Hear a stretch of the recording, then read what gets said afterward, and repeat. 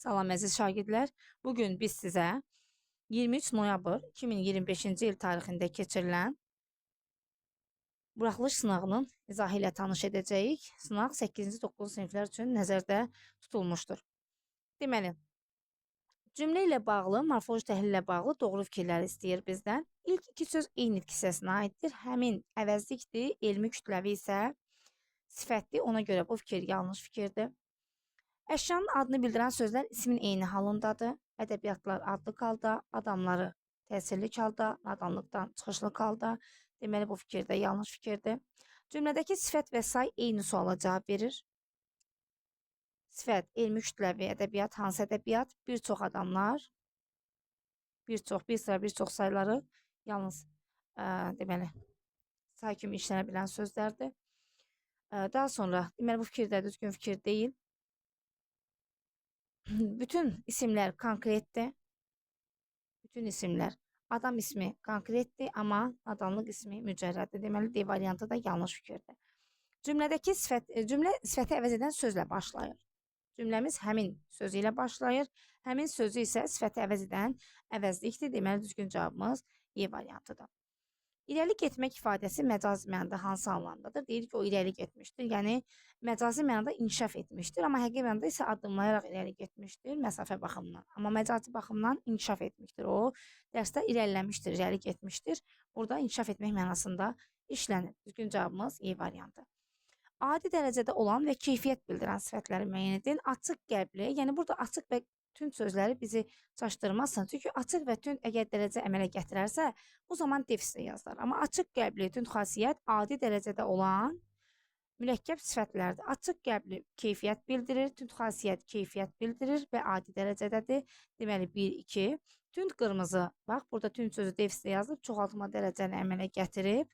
Açıq sarı, burada isə açıq sözü deməli azaltma dərəcəni əmələ gətirmişdir.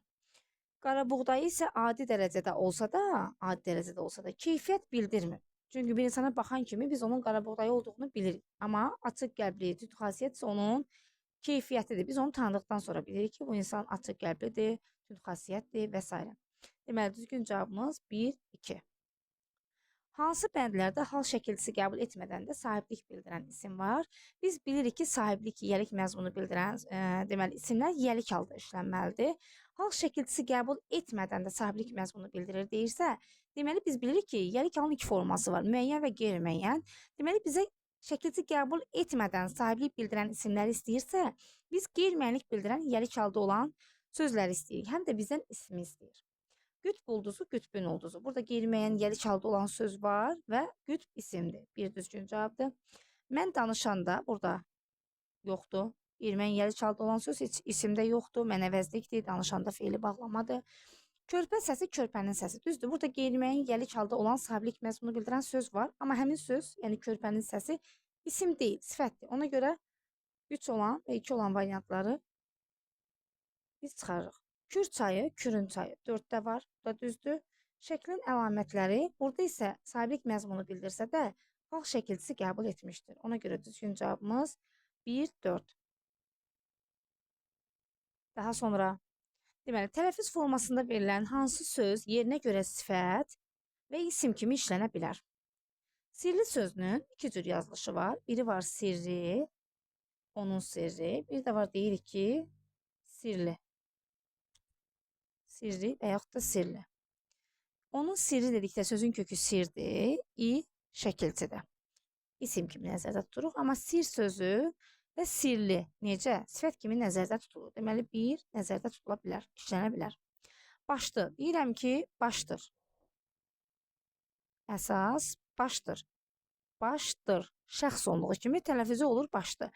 Bir də var deyirəm ki, o şagird çox başlıdır. Yəni, savadlıdır mənasında işlənirsə, burada da başlı necə? Sifət kimi işlənir. 1, 2 işlənə bilər. Böyük sözünün yazılışı bir cürdür. Böyük, elə yalnız sifət kimi işlənir. Böyük. Daha sonra, buruq sözünün yazılışı buruq formasındadır. Buruq formasındadır. Buruq. Və buruq necə? Sifətdir. Bir də buruq, neft buruqları isimdir. Bunu da düşünə bilirik. Deməli, 1, 2, 4. Əl açıq isə bir formada yazılır, əli açıq və yalnız sifət kimi nəzərdə tutulur. İsim kimi düşünə bilmirik. Düzgün cavabımız A variantı. 6-da hansı nümunədə bütün sözlərin yazılışı düzgündür? A bəndində ən acı məğlubiyyət ləyaqətsiz rəqibə uduzmaqdır. Məğlubiyyət sözündə iki y samiti olmalı idi. Ona görə A bəndi düzgün deyil. Təcrübə bir eynəkdir. Burada eynək sözünün yazılışı eynək. Burada k-yi əvəzlənməsi o zaman baş verərdi ki, ondan sonra sait gələrdi. Amma samit gəldiyi üçün k olduğu kimi qalmalı idi. Deməli, B variantı da düzgün cavab deyil. Qeybət bəsit ruhlu insanların əyləncəsidir. Burada səhv yazılan sözə rast gəlmədik. D bəndində deməli düzgün cavabımız C-dir. Köynəyin ilk düyməsi səhv bağlanarsa, səhv sözünün yazılışı f yox, v formasında səhv. Tələffüzdə isə səhv. D bəndində deyil. Ümumiyyətlə ehtiyatlı, ehtiyat sözündə bir y olmalı idi yazılışında. Deməli, Y bəndi də düzgün cavab deyil. Cavab olur C variantı. Uyğunluğu müəyyən edin. Hecalardan biri yalnız saitdən ibarətdir. Sözləri hecalara ayırsaq, bə, di, i, lik. Burada yalnız bir saitdən ibarət i saitinə rast gəldik. Deməli, bu düzdür. B daxildir 1-ə. Daha sonra elanlar sözündə də elan. Burada da bir saitdən ibarət hecaya rast gəldik. Deməli, bura C-də daxildir. 1, B, C. Daha sonra sehirli sözünün sehirli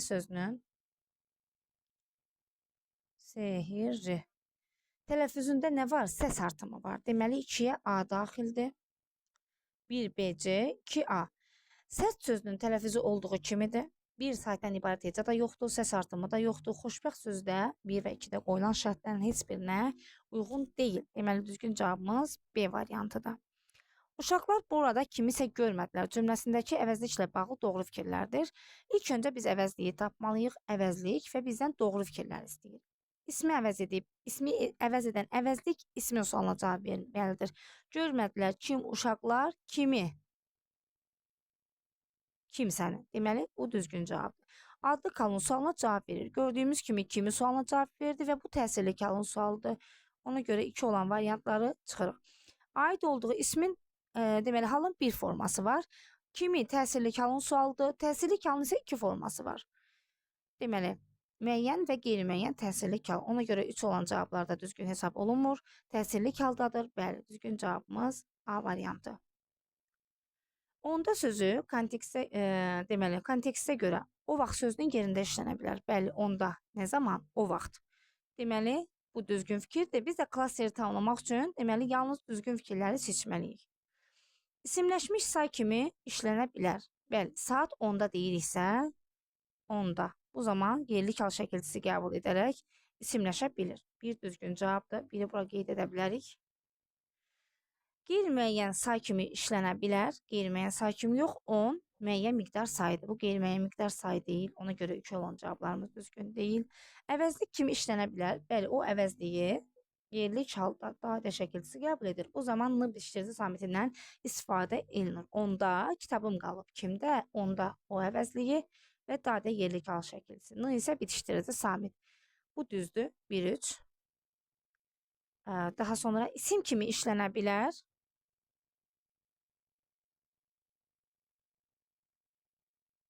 Bu isə düzgün fikir deyil. İsim kimi işlənə bilməz. O ya əvəzlikdir, ya saydır, ya da onda o vaxt mənasında işlənib zərf ola bilər. Deməli, düzgün cavabımız 1-3. Hansı cümlədə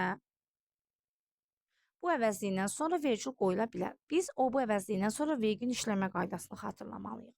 Bilirik ki, o bu əvəzliyindən sonra köməkçinin hissəsi gələrsə, bu zaman vergül qoyulmur. Burada deyir qoyula da bilər, qoyulmaya da bilər. Biz birinci ümumiyyətlə qoyula bilməyən variantlar, məsələn, sən gələrsə, əvəzlik gələrsə, vergül qoyulmur. A və B variantı ümumiyyətlə ola bilməz. O zaman vergül həm qoyula bilər, həm də qoyulmaya bilər ki, o bu əvəzliyinin yerinə biz həm kimlə, həm də hansı suallarını işlədə bilək. Bu qəsəbədə yaşayıram, hansı qəsəbədə yaşayıram, hansı qəsəbədə, bu qəsəbədə. Bunun yerinə kimlə suallarına cavab verə bilməz. Kim qəsəbədə yaşayıram. Bu məktəbin oxurudur. Nə məktəbin oxurudur? Bu, o zaman vergül qoya bilərik. Bir də hansı məktəbin oxurudur? Bu məktəbin oxurudur deyib təyin kimi vergüldən istifadə etməyə də bilərik. Deməli, düzgün cavabımız D-dir. Bu poema Nizaminin şah əsəridir. Hansı poema? Bu poema. Bu da yalnız hansı sualına cavab verdiyi üçün burada vergül qoyulmur. Vergüldən istifadə edə bilmərik. İnşallah izahım hər biriniz üçün faydalı oldu.